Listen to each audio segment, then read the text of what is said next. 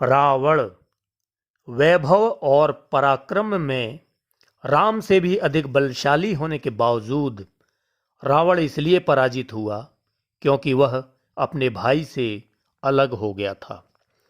जो भी अपने सहोदर भ्राता से विमुख हुआ उसका यही हश्र हुआ। रावण जब ही विभीषण त्यागा और जरत विभीषणु राखेऊ दीन्हे राज अखंड। लोग भले ही युगांतकारी महानायक रावण को बुरा, पद दलित, पथ भ्रष्ट, पामर कहें, किंतु जरा सोचें कि बहन के अपमान पर राज्यवंश और प्राण लुटा देने वाला शत्रु स्त्री को हरने के बावजूद उसे स्पर्श ना करने वाला लंकेश जैसा भाई तो प्रत्येक लड़की को चाहिए। उन दरिंदों के पास दशानन के चरित्र पर प्रश्न चिन्ह लगाने का कोई नैतिक अधिकार बचा भी है जो छोटी छोटी बच्चियों को नहीं बख्श रही, कभी जबरदस्ती, कभी झूठे वादों से तो कभी छलावों से। रावण की 20 आंखें नजर केवल एक सीता पर। दुष्कर्मियों, तुम्हारी केवल 2 आंखें नजर हर सीता पर। बोलो, असली रावण कौन? रावण को जलाने के पहले किसी ने स्वयं के अंतःकरण में झांका कि उसके अंदर राम है क्या? अंदर खुद जिसके दानव पला है, भला उससे कहीं रावण जला है? फर्क यह है कि असली के द्वारा नकली को जलाया जा रहा है। रावण किस युग में नहीं रहा? राम के युग में भी रावण का वंश था, कृष्ण के युग में भी मौजूद कंस था। इतिहास में ऐसा दिन कभी नहीं आया जब सरोवर पर बतख नहीं केवल हंस था। प्रत्येक दशहरे में रावण पुतला दहन किया जाता है, फिर भी रावण जीवंत है। अलबत्ता राम अब अल्पसंख्यक और रावण बहुसंख्यक हो चला है। घर घर रावण, पग पग लंका। इस समय लोग रावण भी हो जाएं तो बहुत है। रावण में अहंकार था तो पश्चाताप भी था, वासना थी तो संयम भी, सीता के अपहरण की ताकत थी तो पर स्त्री को स्पर्श न करने का संकल्प भी।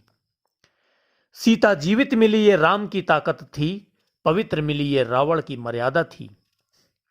रावण जैसा उदारवादी, शिव भक्त, उद्भट राजनीतिज्ञ, आत्मदर्शी, आत्मधर्मी, संयमी, धैर्यवान, ऊर्जावान, शास्त्रों का प्रखर ज्ञाता, महाज्ञानी, महापराक्रमी, महायोद्धा, अत्यंत बलशाली, प्रकांड विद्वान, महाज्ञानी, चरित्रवान, इंद्रिय निग्रहवहन, मन विजयी, आत्म विजयी और आभा का चिरकालिक व्यक्तित्व दुनिया में अति दुर्लभ है। एक ओर 5, दूसरी ओर 4 तथा बीच में प्रधान मुख। चेहरा सदैव अनबैलेंस्ड रहता रहा होगा। मन तो असंतुलित था ही। प्रॉब्लम यह कि इनकमिंग 10 और आउटगोइंग केवल 1। विशेष बात यह कि राम, तुम्हारे युग का रावण अच्छा था, 10 के 10 चेहरे सब बाहर रखता था। रावण जब डेंटिस्ट को फोन करता होगा तो उधर से, हे दशानन, आप किस मुख से बोल रहे? आवाज क्लियर नहीं आ रही, प्लीज सेंटर मुख से बोलिए। सेंटर माउथ से ही बोल रहा। डॉक्टर साहब, मेरी दाढ़ में, मेरे दांत में पेन हो रहा। कौन से नंबर के मुंह का दांत? 8वें नंबर का मुंह तो मैंने पिछले सप्ताह ही चेक किया था। संभवतया रावण के समय से ही ये कहावतें प्रचलित हुई होंगी। क्यों मुंह लटकाए हो? किस मुंह से दाद दूं? अब कौन सा मुंह लेकर जाऊं? जितने मुंह उतनी बातें। क्यों मुंह बजा रहे हो? मुंह फोड़कर मांगना। रावण मंदोदरी संवाद भी दाम्पत्य जीवन की खटपट का परिचायक हो सकता है। तुम उस मुंह से जम्हाई नहीं ले सकते, तुम उस मुंह से नहीं खांस सकते, तुम उस मुंह से नहीं छींक सकते। शैशव काल में तुम्हारे 10 मुंह में दूध पिलाने वाली दासी को भी छठी का दूध याद आ गया होगा। तुम खाने हेतु कोई चीज अपने किसी एक मुंह में ज्यों ही डालते होगे तो वो तो मजे में, किंतु बाकी मुंह तो मुंह टापते रह जाते होंगे। जैसे कोई भ्रष्ट नेता अपने आला कमान के पास अलग, चमचों के पास अलग, अफसरों के पास अलग और जनता के पास अलग चेहरा ले जाता है, इस महान परंपरा का सूत्रपात रावण जी आपने ही किया होगा। होली पर मुखौटे पहनने की प्रेरणा भी तुम्ही से मिली होगी।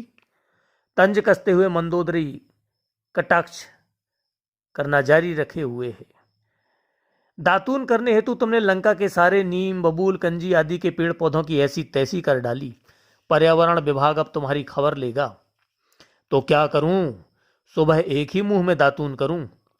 कितना खर्च है तुम्हारा? एक टूथपेस्ट 3 दिन नहीं चलता। ब्लेड, शेविंग क्रीम, 10 चेहरे हेतु पाउडर, 10 चश्मा, 10 टाई, 10 ईयरफोन। ओह, सर दर्द हो तो बाम की एक शीशी एक ही दिन में स्वाहा। दवाई के पैकेट में 10 टैबलेट की पैकिंग का प्रचलन तुम्ही से शुरू हुआ है। सही कहती हो मंदो, मंत्रालय पहुंचने में भी लेट हो जाता हूं। अच्छा हुआ पैर 2 ही हैं, वरना 20 पैरों के 20 जूतों की लेस बांधते बांधते घंटों गुजर जाते। कंघी करने, बाल संवारने में वाकई बेहद टाइम वेस्ट होता है। शेविंग कराने सुबह जाते हो, शाम को लौटते हो। हेयर कटिंग के दिन तो मैं यह मान लेती हूं कि तुम परदेश गए हो। अरे भाग्यवान, हर चेहरे की मूछ मैचिंग भी तो होनी चाहिए। इकट्ठे 1 दर्जन नाई लगाकर भी तो देख लिया। बार बार बार्बर बदलूं क्या? अपने पुष्पक विमान में बैठते हो तो 10 सवारी की जगह घेर लेते हो। दुनिया के अजूबे हो तुम। अरे मंदू, इस मंदी में एक पायलट का खर्च भी तो बच रहा। किसी अन्य एयरलाइंस में बैठता तो 10 सवारी की टिकट लगती। मुझे फक्र है अपने 10 मुख पर। हा हा हा हा। क्या खाक फक्र, करवट तो तुम ले नहीं पाते। या तो चित्त या तो औंधे ही पड़े रहते हो। तुम दुनिया की एकमात्र खुश नसीब औरत हो जिसे एक साथ 10 मुंह से किस करवाने का सौभाग्य मिला। लजाते हुए मंदोदरी कहती है, अंधे बहरे भी ऐसी बात नहीं कहते। तुम्हारे तो 20 नेत्र 20 कान हैं। संत कहाँ ही असी नीति दसानन, चौथे पन जा इहि नृप कानन। चौथे पन में राजा को वन चले जाना चाहिए। किंतु त्रेता युग के इतने घने जंगल में मैं 10 सर लेकर विचरण करूं भी तो कैसे? हे दशकंठ, हे दशग्रीव, तुम विश्रवा के पुत्र, तुम पुलस्त्य ऋषि के पौत्र हो। वरुण, कुबेर, पवन, यमराज आदि सभी दिक्पालों को तुमने अपनी भुजाओं के बल पर जीता है। तुमने चंद्रमा की चांदनी से खाना पकवा लिया। तुमने चारों वेदों की टिप्पणी कर डाली। अक्षय, प्रहस्त, मेघनाद सरीखे योद्धा तुम्हारे पुत्र हैं। महाराजाधिराज, अपनी बहन का प्रतिशोध लेने हेतु आपको जानकी का अपहरण नहीं करना चाहिए था। मैंने सीता को सम्मान पूर्वक सुरक्षित रखा। इंद्रदेव ने गौतम की पत्नी अहिल्या का बलात् उपभोग किया।